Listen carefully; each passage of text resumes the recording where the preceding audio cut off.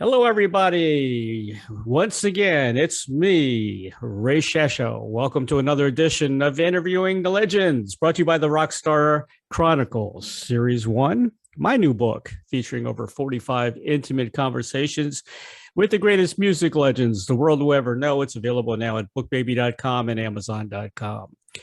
Born in Glasgow, Scotland, and raised in the Tropic of Canada, Lawrence Gowan enjoyed a lengthy and successful solo career with 4 platinum and 3 gold albums and 1 gold single to his credit prior to joining Styx in 1999 as keyboardist and one of their 3 lead vocalists.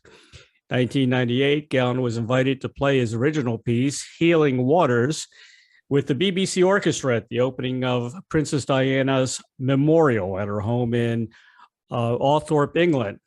4 of Gowan's songs have been certified with classic awards, each having surpassed 100,000 spins on Canadian radio. In 2011, he was awarded the star on the Walk of Fame from his hometown of Scarborough, Toronto, Canada. As a member of Styx, Gowan has recorded 4 studio albums, 3 live DVD Blu-rays, and toured the world over, playing more than 1,600 shows with the band. He continues to abide in the hope that the gods of rock will smile upon him for many years to come. Please welcome multi-instrumentalist, songwriter, and lead singer for rock legend Styx, Lawrence Gowan, to Interviewing the Legends. We get the point. Hey, Lawrence, how you doing, man? You didn't mention that I'm also the Batman. Oh, you're the Batman. Okay. Some of the Styx fans, they noticed I had a Batman thing on one day, a T-shirt. Right. So this has now become a very easy to find dongle for this USB key that is all my keyboard programs. Very cool. I've always got it very handy, and I'm always ready in case Commissioner Gordon, in case I lose it, I know he's probably got it. You know, you look like a Batman. You could be the next Batman in a movie. No, get that look. I don't know how they've missed that for so long. Yeah, you got a very Hollywood look. You know, you could pass. Definitely, man. You should have seen me 10 minutes ago. It's very anti-Hollywood look. You know, I love these Zoom interviews because I catch you guys at certain points. Yeah. During shows, in between shows, and after a gig.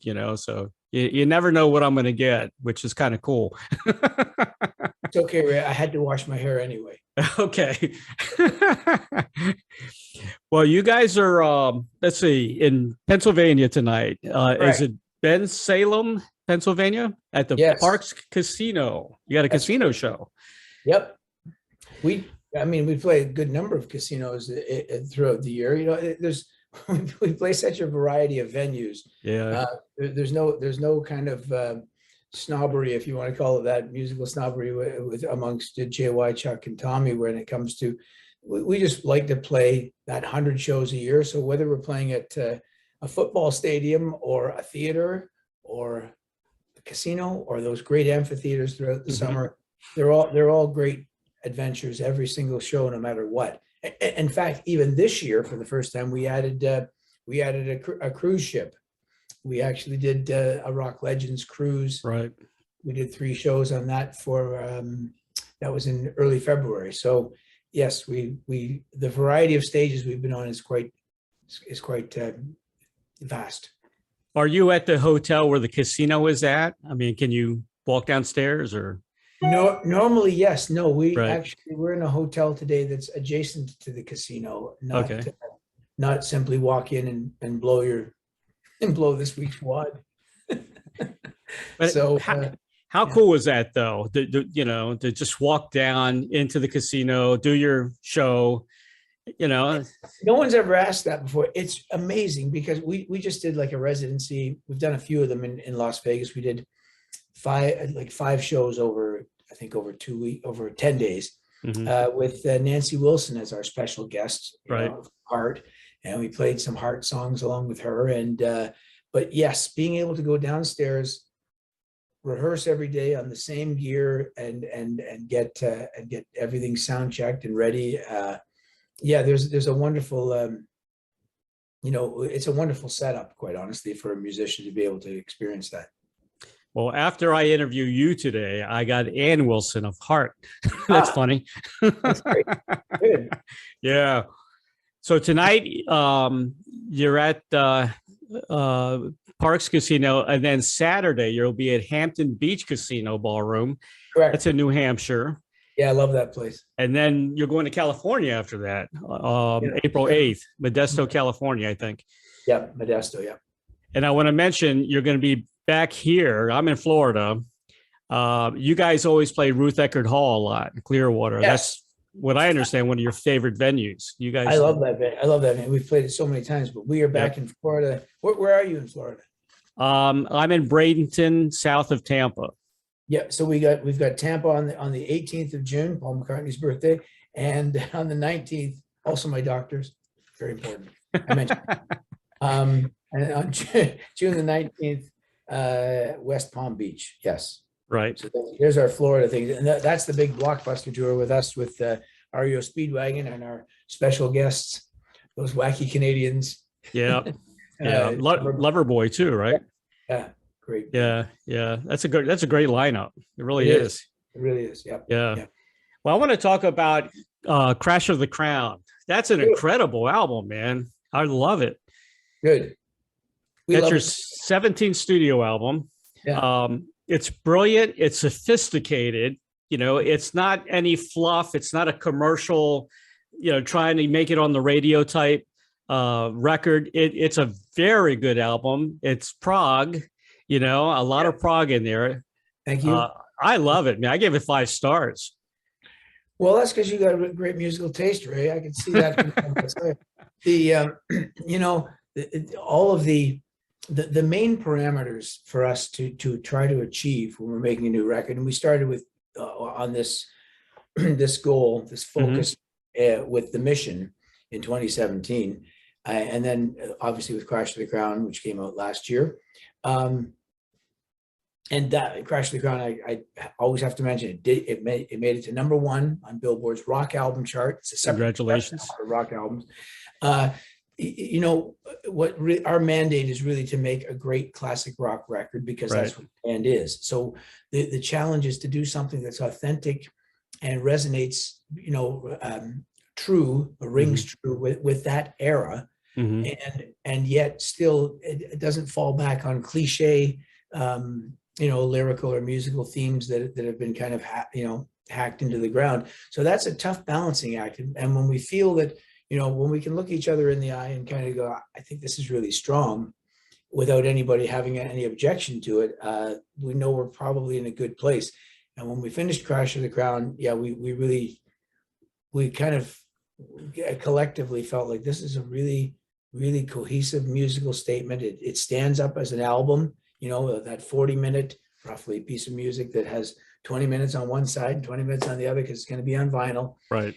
And that experience of carrying through an album experience is intact on this record and on The Mission, quite honestly, I believe, up to the listener, of course, ultimately, but we felt very, confident in it, just in the fact that we had made a record that was authentic to what the era of Styx and what it is today, that balancing act. Exactly. It's a very important album, I think. It's serious, and the lyrics are incredible. Like a monster for here's to the know-it-alls who have all the answers. Here's to the amateurs missing their cues. Here's to the land that served our ancestors. Cheers to the ones with their own points of view. I mean, beautiful, man. Well, I'm glad you like it. The interesting thing about this album was that written, like Monster was written prior to the pandemic happening. Right. And when the pandemic first happened, and I imagine we're talking about, this is 2 years ago now. 2 years ago, we were into it. Just into it by a couple of weeks. Our assumption 2 years ago, by March, whatever today is, 24, 25. Yes, it's 25. It's Elton John's birthday. You know them all. I know the birthdays. And I forgot to get him something again. So where was I? Yes, we at this point 2 years ago, Yeah. we had gotten quite a ways down the road of writing the album Crash to the Crown. And at this point, we had assumed that the pandemic will be over by maybe a couple more weeks and we'll reconvene and make the record. Well, by the end of May, when suddenly the notion of it being indefinite came into the vernacular, we decided, let's go listen to where we are on Crash to the Crown. And when we did, much to our surprise, the lyrics, as you just recited some of them there, they seemed to resonate with what people were going through, but what we were going through anyway, and what the general spirit of the world was kind of having to navigate. And with that, we realized, let's, by any means we can do it, let's finish this record, because it otherwise it could linger too long and then not be relevant, and we'll have to go back and change lyrics, etc. So yes, that's how it came together. It's amazing how bad things in the world kind of stir the creative juices, just like they did in the 60s, with the Vietnam War and all that. Yep. And I see that in all the new albums, and now, of course, the Ukraine thing is sparking even more creative minds. It's sad, but it is what it is, right? I remember a film. I'm trying to remember, there was a quote in this movie where upheaval does tend to produce a higher grade of art. Yes. And also invention. Exactly. Look what we're doing right now. 2 years ago, we wouldn't have been doing this. I didn't know what a Zoom call was. So, there's a film where the guy goes, from during these years, and he lists all the inventions, and they were horrible years, like the Black Plague and the Renaissance period. So there's great, terrible religious strife and unbelievable wars. And he starts listing all the things that came out during that period, Mona Lisa, and all kinds of things. And then there's about 100 years or so of relative calm that happened. And the only invention that he could point to in that period was the cuckoo clock. I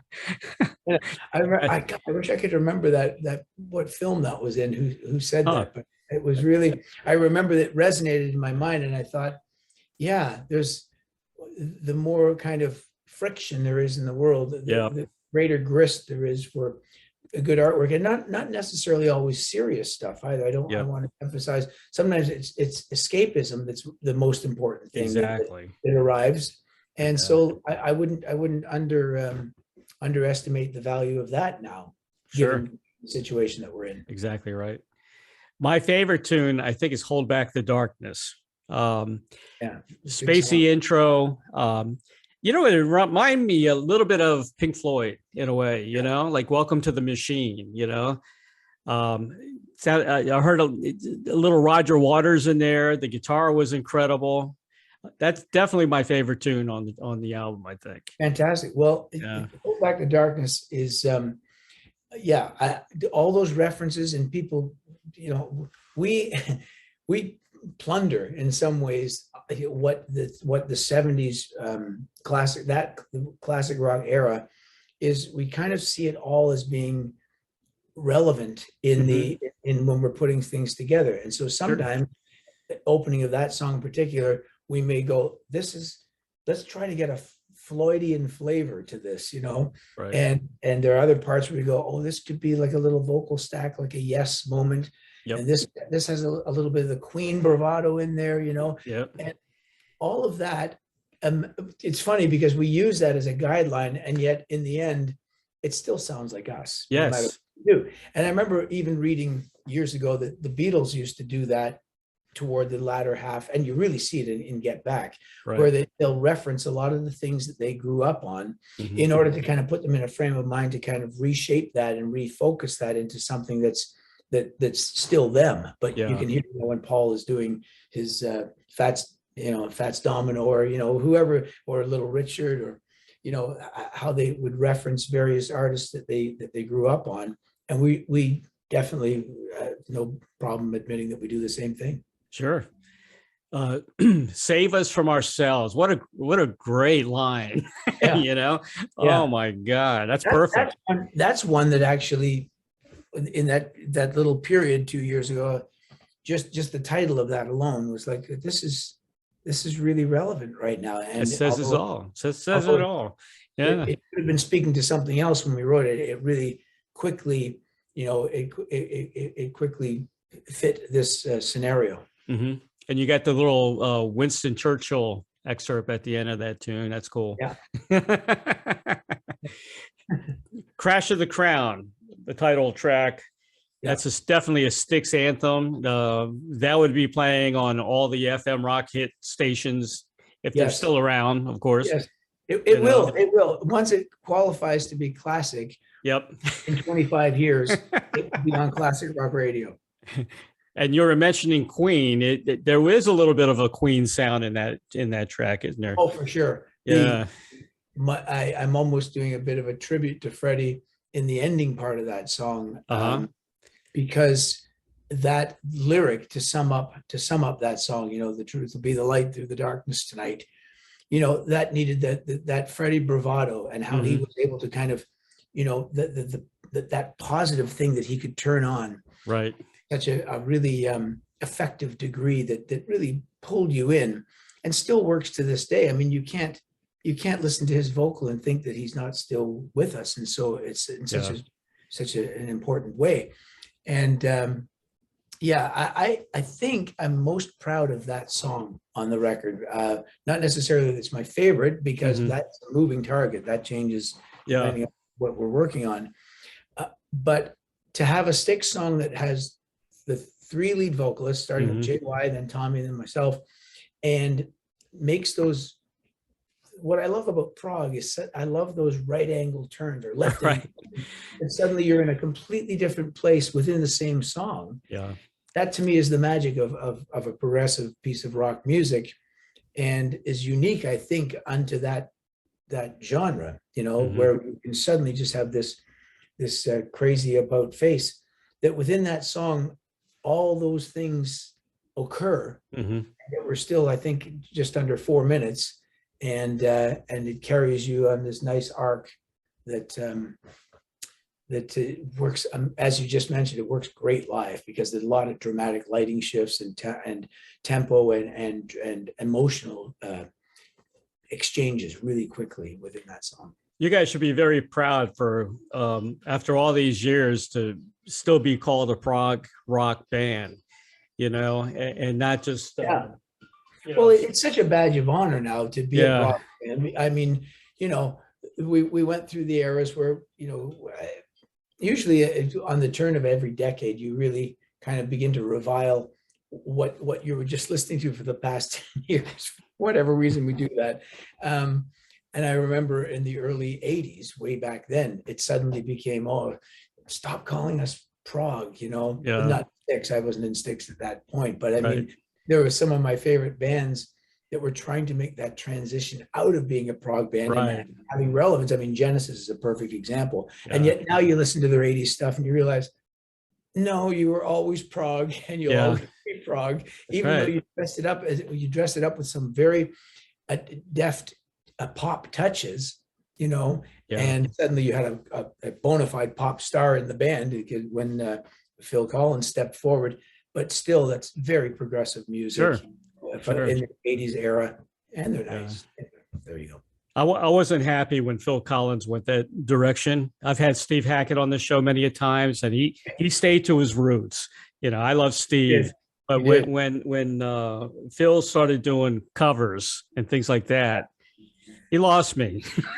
Well, the guy has got so much talent. Yeah.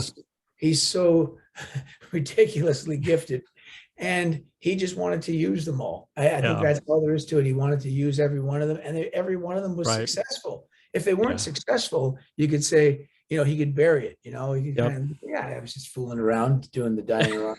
thing. No, it's okay, leave me alone. But the fact that they kept going, is a number one. I know. It's like now he has to wear that, you know. Yeah, exactly. And why? What musician wouldn't be happy with that? I mean, Steve Hackett has remained so true to his original vision and his Genesis band, Genesis Revisited, or you know, is so authentic sounding. It's amazing how good it is. You know? Yeah. But I just saw Genesis. I just saw the three of them a few months ago, and I got to tell you, I loved it. Yeah. That's all I can say. I'm so glad I went. But see, Genesis was like a religion to a lot of their fans, and then when you went pop, you know, it was, you know, it was tough. I know. We within our house, you know, when I was still living at home, when with my brothers, yes, this was an ongoing, you know, nightly discussion that might keep us up at 4 a.m. You know, the Gabriel era versus Phil Collins versus, you know, but Trick of the Tail is still their best album. You have to. I love it. And, I agree. And the Gabriel fans suddenly feel like you're betraying Peter, but you go, but then Security never would have happened if he had stayed. It's such a dilemma. Things that we have to work out in our minds. But the Phil Collins era with Genesis, up to The Wind and the Wuthering, I think that's where I, you know, after that. You got off the ship? No, I got off the ship. Yeah. Trick of the Tail, like you said, that was probably my favorite album. I loved it. It's a marvelous piece of art, but no, I love Duke. I love Abacab. I buy it all. I agree. You know, it was cool. It was, Our Wonderful Lives. You know, you had the acoustic opening, very uplifting. Then you had like a Beatles type horns in there, which that's right. That was neat. Well, I really love Our Wonderful Lives. I think it's a great song. I wasn't part of the writing on that one because it was during the pandemic, so I couldn't go to Nashville. And writing over computer is not a great thing. It really is best if we're all in the room together. Right. And when Tommy and Will and I were together, you know, that's where the humanity is important in that that process. You know, because there's the there's the you can't just get up and walk away from your screen. Yeah, exactly. So I'll be right back. Meanwhile, you just go sit over here for but Our Wonderful Lives, that was written post-pandemic. That's my point. And it seemed to put a beautiful bow on the whole thing, because it really was a great philosophy to hang on to, you know, a very positive thing. And then the notion of the piccolo trumpet, very cool. Lane, was very cool touch that that Willie Vankovich, I believe he was the one that brought that up, and because he's producing the record, and was able to find a great piccolo trumpeter in Nashville, and they were able to do it. So, and I used on that song, just for the keyboard side of it, if anyone cares, I have a little harmonium that would you squeeze this way, you know, you see it usually in Indian raga type band. And that was a great, I really like the touch of that, because it's got a really homey type feeling to it, you know, homespun, let's call it, feeling to it. And it's very authentic in the way that Tommy delivers that vocal. So yeah, glad you like it. You guys harmonized very well, by the way. Thank you. Yeah, you guys are great together. On Common Ground, was that a Moog opening? Yes, that was a Moog opening. Oberheim. Okay, I used the Moog on. I think I used it on Monster. Okay, I have many Moog. The other great thing that happened with this record is I've got a phenomenal studio with a partner in Toronto, where I have all these vintage instruments. I have my 70s Mellotron and my old Mini Moog and an Oberheim from 1970, 80, maybe 81, the OB8. And, you know, there's a 1920s Steinway piano there, the B3, a 50s B3. And all this stuff is in meticulous shape, but you don't dare move it 5 inches. Otherwise, you have to pick up the guy that knows how to fix it. So these are really great instruments that we were able to use on Crash of the Crown because of the pandemic. You know? So the opening of Common Ground, yes, it's an Oberheim line on the OB8, and it transitions into yeah, it's very kind of heavy guitar, piano stuff. And then we get to that big, powerful ending on that song. That's actually, Beautiful. that's the piece we've been taking our bow to Yep. on all these shows. It's a great kind of galvanizing song. I just want to say right away, you're an incredible keyboardist. You're a fantastic performer. I saw you in Clearwater on your last show, by the way. Oh, good. Okay. Yeah. Yeah. Was that at Ruth Eckert, right? That's Ruth Eckert. Yeah. I'm only about an hour away from Ruth Eckert. So, okay. And I cover all the shows there, you know. That was really good. That was just in January. Just months, right? Yeah. Great, fantastic show. You guys always put you guys are so tight. The band's so tight. You know, it's never a bad performance from Styx from all these years. You guys honestly, awesome. There isn't, because I watch. Thank you. I actually am entertained by the other guys on stage while we're doing the show. Yeah. And without sounding immodest, even without me in the equation, I look at it and go, these guys are really good. And I that was the feeling I had when I opened the show. This is how I got involved in Styx, was in 1997, which was a mere, what's that, 25 years ago now? Yeah, it's been a while. It's really amazing how recent that memory is to me. I had never seen them live. I mean, everybody on the planet knew Styx, but I've never seen them live. So I was opening the show for them in Montreal. And after I played, I thought, actually, the promoter said, "Do you want to go see Styx?" And I was like, we're playing tomorrow night in Quebec, so I should get going. I'll just go check them out for a couple of songs. Well, I went out, watched their show, thoroughly entertained. They were way beyond my expectations as far as I thought. Oh, these guys are obviously great. They got a devoted audience, but I was so entertained by the show that I actually commented to my wife. I said, "I'd love to be in a band like this someday." That's something. Very weird. And I ended up in the band 2 years later. Yeah. I want to mention to my audience that if you haven't seen Styx, all the guys are great, but Lawrence is in great physical condition. He jumps up on the keyboards. He's all over the stage. He is a fantastic performer. So everyone needs to see Styx. Thank you very much, Ray. What JY calls it is he says he diagnosed me very early on with he called it CES. He goes, "You got CES?" I said, "I don't think I do." He goes, "Oh, you do. You do. You have CES." I said, "What's CES?" He goes, "Chronic entertainer syndrome." Yeah, definitely. You're a great entertainer, man. It's in your blood. I really enjoy it, and I guess I always feel like I want to physically get into the show. I guess it's just. I guess performers that I always admired, Mick Jagger or Little Richard or Elvis, or they were always pretty sweaty by the time they left the stage, and I don't feel like I've given the audience their money's worth unless I'm exhausted by the end of the night. Yeah.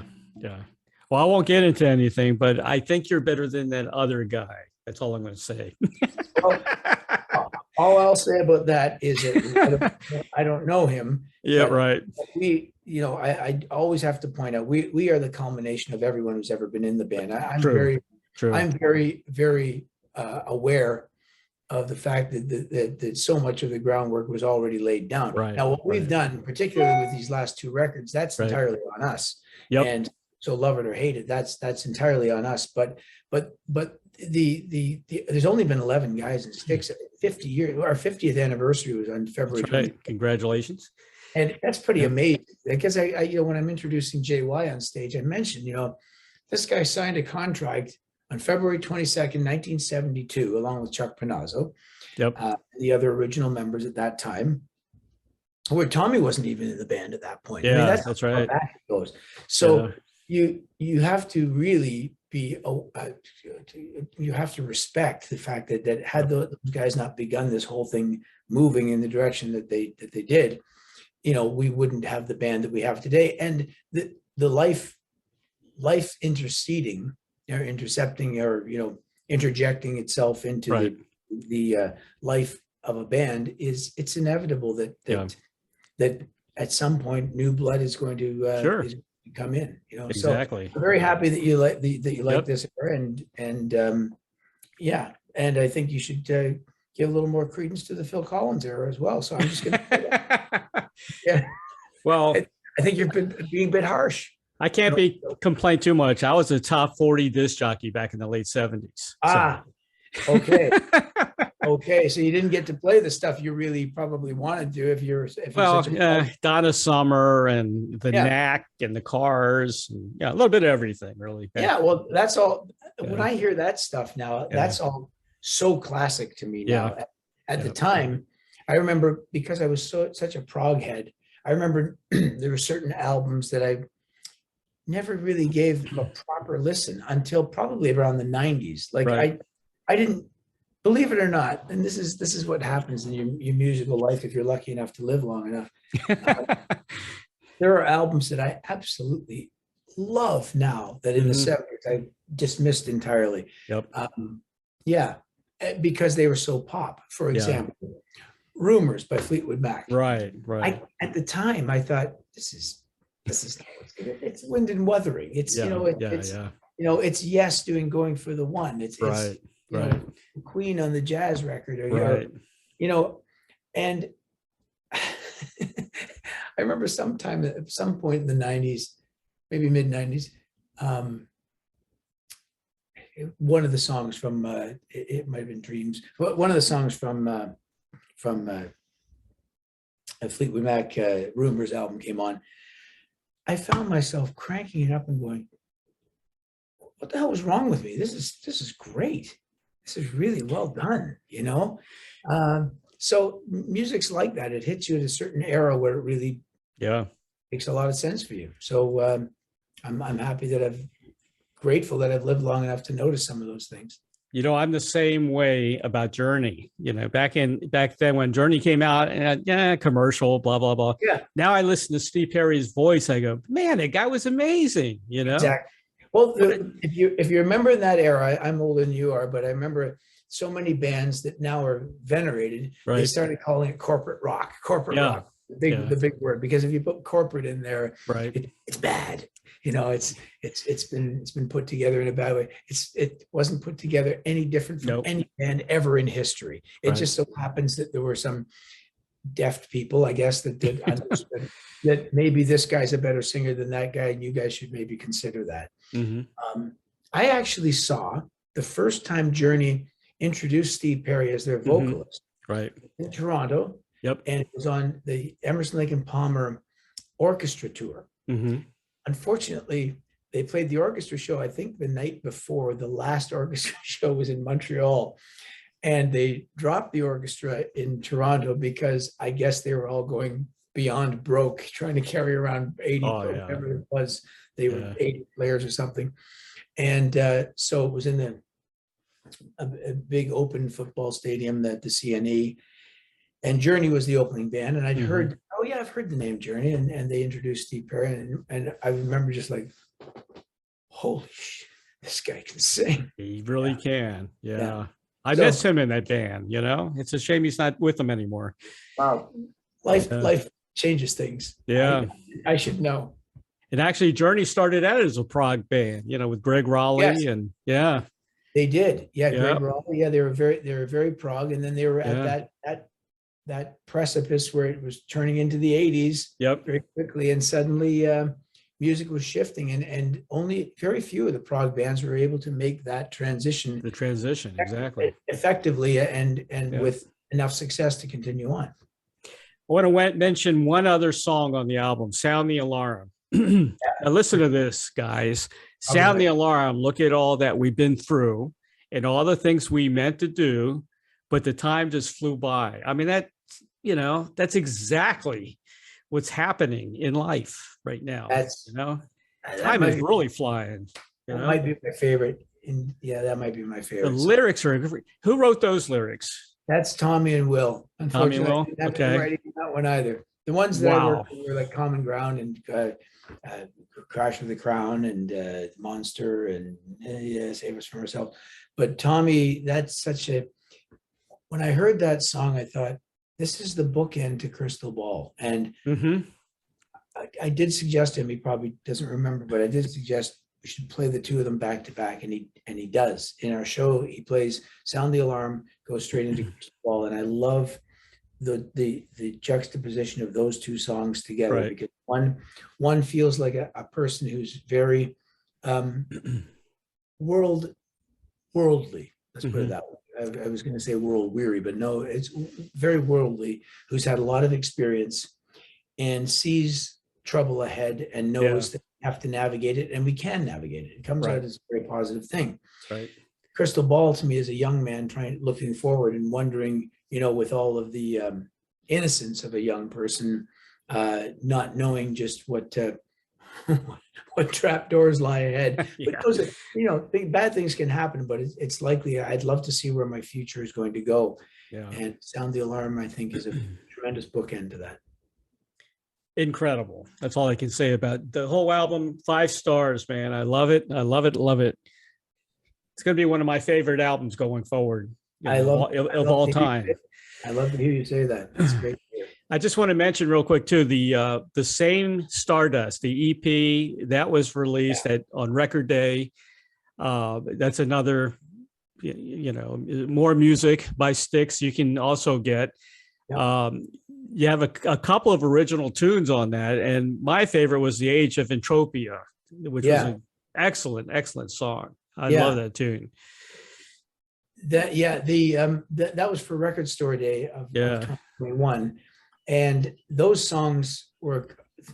two are two of my favorites that we were very reluctant to let go from Crash of the Crown, but they didn't quite fit the criteria of what Crash of the Crown is, which is it's, if I was to distill it into my mind, it's an album that distills the idea of renewal after a cataclysmic event. Renewal after a cataclysmic event is what the criteria that had to fit into Crash of the Crown. And Same Stardust and Age of Entropia didn't quite fit in that way. Musically, I thought they fit beautifully, but they kind of are their own statement. And we walk on every night to Same Stardust is the song that plays right before their little intro before we go on. And that's kind of our last second vocal warm up backstage before we sing that when we walk out and do Fight of Our Lives. Yeah, the EP, The Same Stardust, Age of Entropia, my favorite tune. Mr. Roboto Live is on there, Radio Silence Live, Man in the Wilderness Live, Miss America Live, and Renegade Live. Yeah. So there you go. That's the EP, man. Incredible. You're before Styx, you were quite big in Canada, right? You're pretty huge. Yeah, I had a long career. I was managed by a fellow named Ray Daniels, who managed a band called Rush. I was with them for 14 years. It was myself, Rush, and there was usually one third act that would come and go. Right. And I was signed to Columbia Records, but the way the record industry was then, some artists could be very successful in one region and not get the big US release. And I happened to fall into that category, even though I was signed to an American label. But they loved what I was doing in Canada. So it was funny when I remember in 1985, I was to try to get my records into America. Our management company managed to get me onto the Tears for Fears tour for Songs from the Big Chair. I mention this only because I've been listening to The Tipping Point recently, Tears for Fears. And so this was their big Songs from the Big Chair, big album in America that really broke them to being the huge act they became. But the album I had at the time, Strange Animal, concurrently went to #1 in Canada while they were at #1 in the States. And I remember, pointing that out to them that as popular as they were in Canada, that my own album had surpassed it at that time. And it was very much a frustration to me that I couldn't get that US audience to be able to buy my records on anything but import. Yeah. And it was, a thing that it wasn't a terrible thing that I had to live with, because I played all the big arenas in Canada. Yeah. The way I got on the show with Styx, believe it or not, was that the new Montreal Forum was built, and Donald K. Donald, who's this kind of the Canadian equivalent of like a Bill Graham. the promoter Bill Graham. Right. So Donald, anyway, he said, look, you should do this show with Styx, because I hadn't opened for anybody in like 14 years. Yeah. And he said, I know I'm asking you to open for them, but I was touring just solo piano, no band on that year. And he said, look, you played the old Montreal Forum, which I headlined, and this might be your only chance to play the new Montreal Forum. So that's basically, I played all those big buildings before and been in front of those audiences many times. So, you know, it kind of helped me to kind of have a great platform for Styx to see me, you know? Exactly. Yeah. So I look at it all like it's all kind of the way the universe was meant to unfold. Although I will say my solo years it was a frustration to have such success in Canada and not have it translate to other places. Well, I'm going to brag about you a little bit here. Okay. Strange Animal, the video, 1.5 million views. Okay. On YouTube. Moonlight Desires, another incredible song. Thanks. All the Lovers in the World, which is one of my favorite tunes by you. And of course, A Criminal Mind, which Styx actually picked up. Right. Yes. Yep. The first day I went to Tommy's house to see if our voices would blend together. You know, you got to be in the same room to figure that out. I'm all ready to play Grand Illusion or Crystal Ball, one or the other. And I was about to launch into it. He goes, no, don't play a Styx song. Play A Criminal Mind. And so I played A Criminal Mind, which alone in a room in front of, you know, his wife was there and a few of her friends and stuff. Right. It's a pretty intense song, and it's about 7 minutes long. But by the time I got to the end of it, he said, yeah, we're gonna make that a Styx song now. So I thought, okay, I like these guys. Yeah. You're on MTV. I saw some videos. I did get a couple of spins on MTV at about 3 a.m. Yes. And I got to ask you, do you still have the Buddha head or the organ from the 1890s in your house? I do have the organ from the 1890s. Great, you asked that. No one's ever asked me that, ever. 1893, I believe it was built. I used on, Styx did an album back in 2004 called Big Bang Theory. That was our covers record. Before there was a television show that stole that name that we stole from Albert Einstein. Anyway, I used that on Salty Dog, Procol Harum. We did a cover of that, and I was able to put that pump organ on there. The Buddha head is still there, yes. Oh, I know, you saw MTV Cribs. I did. That's how you know that. Okay. Yeah. Yeah. And what about the Egyptian picture on the wall? Was that, I think your wife painted that or something? I did a tour of Egypt, a UN tour. Right. Back in 1996, where we went to Egypt and Israel and war-torn Bosnia, and wow, Croatia it was much like what we're seeing on television today. It was horrific.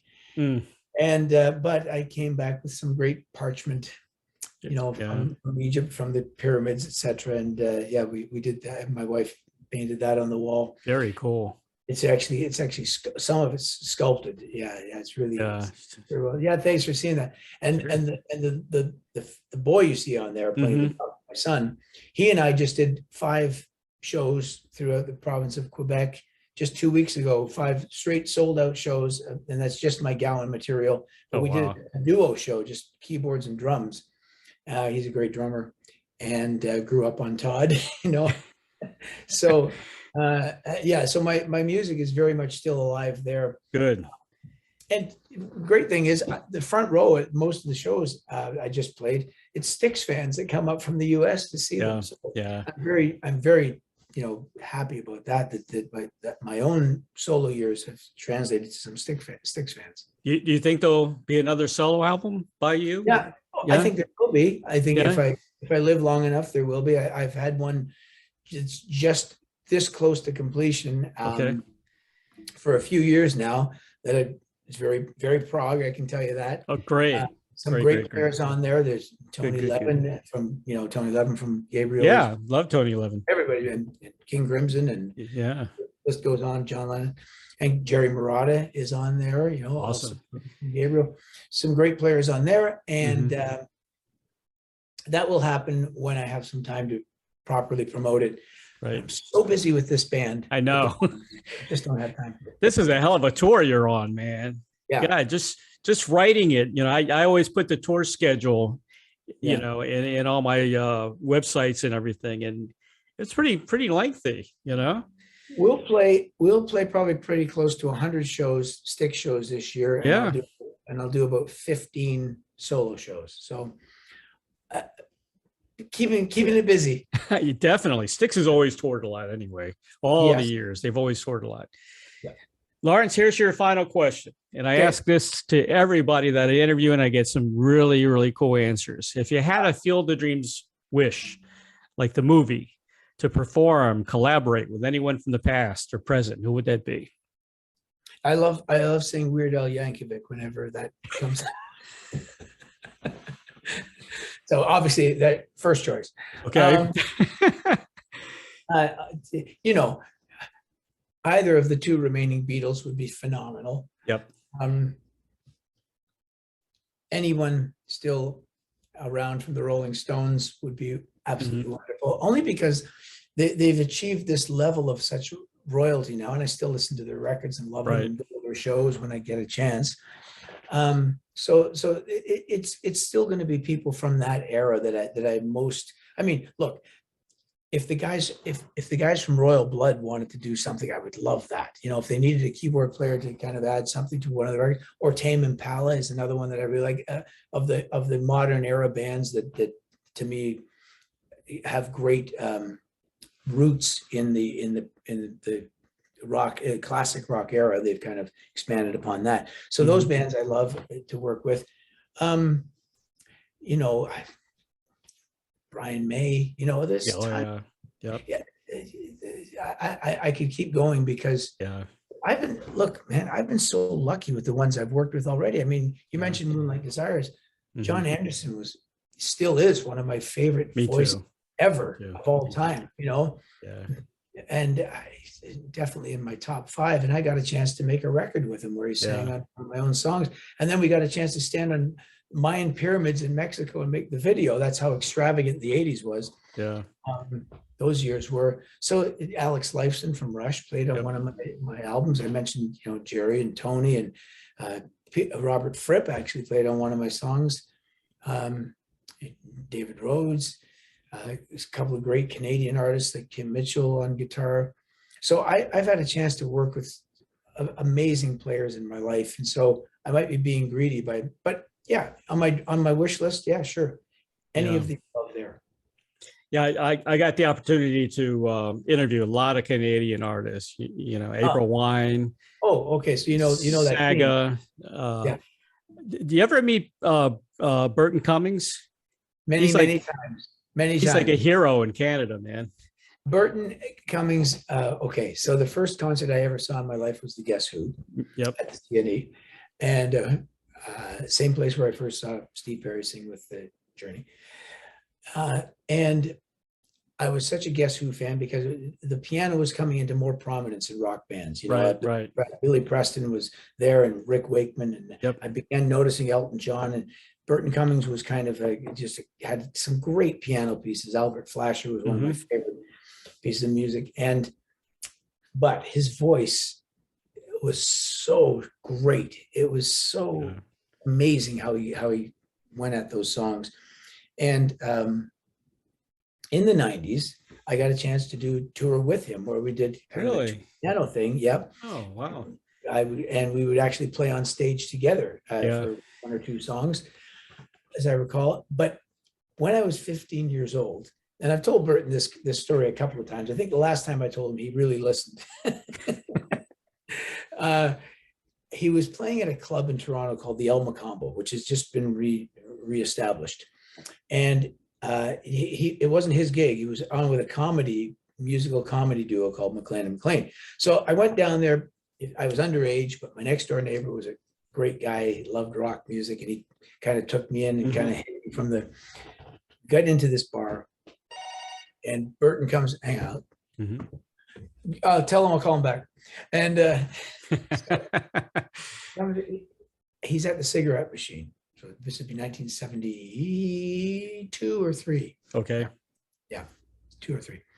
And I see my moment. He's standing at the cigarette machine, and you don't see those anymore. And he's, putting coins in there like crazy. And I went up to him and I said, I'm 50. I said, Burton, hi, my name's Lawrence. And he goes, how you doing? He doesn't even look. He's too busy getting the cigarettes. And I said, I really want to become a good singer. And there were no teachers back then or anything like that. So it's like, I said, I really want to become a great, how do you become a great singer? He gets the cigarettes out and he lights one up and he goes, I don't know, just sing a lot, I guess. Just keep singing. So I told him, he doesn't understand it. That became my mantra all through my teenage years. When your voice is changing and you're singing not too well, and you're trying to figure out what you should sound like. And some people are telling you, you can't sing. And if you sing a lot, you probably get better at it. Yeah. So that's advice to any young singers out there.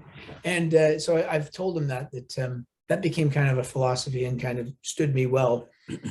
And actually the last time we did a show together just a couple of years ago, actually, with my own band and around this festival.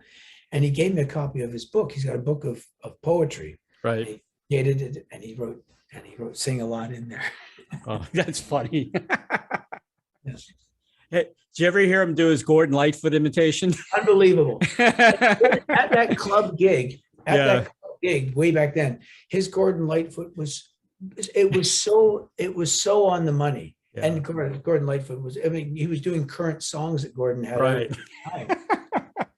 And it was a great impression. It really was. It was very convincing. Yeah, he's been on this show. I love him, man. My favorite album's always been 10. I always love that 10 album. Yeah, Miss Frizzy. 10's got a Glamour Boy on there. I love Glamour Boy. Glamour Boy. And Cardboard Empire, man. That's one of my favorite songs. Which one? Cardboard Empire. Cardboard Empire is great. Yeah. Great song. And the opening tracks. Oh no, sorry, never mind that. That's on Road Food.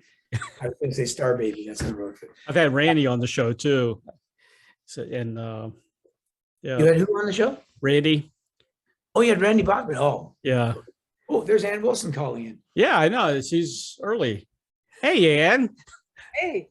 Hey, you're early. Can I hold off for a while? No, I got to go anyway, and it's lovely to see you. And hi. Hi. Do you know who this is? This is Lawrence Gowan from Styx. Yeah. Oh, hi. Hi. How are you? Very well. Nice to see you. You look great. How you been? We actually, you may not remember, but it was big in my book. We actually had dinner together in New York a couple of years ago when we did it. And we were doing promoting our summer tours together. Oh, I remember. Oh, you do? Oh, good. Very well. Yes. Yeah. You remember what we had? I've totally forgotten. No, I think I forgot. Me too.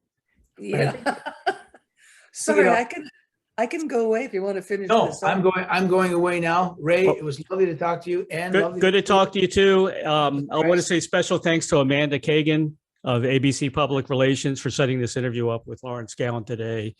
And you can purchase the Styx album, Crash of the Crown, and the same Stardust EP at Amazon.com.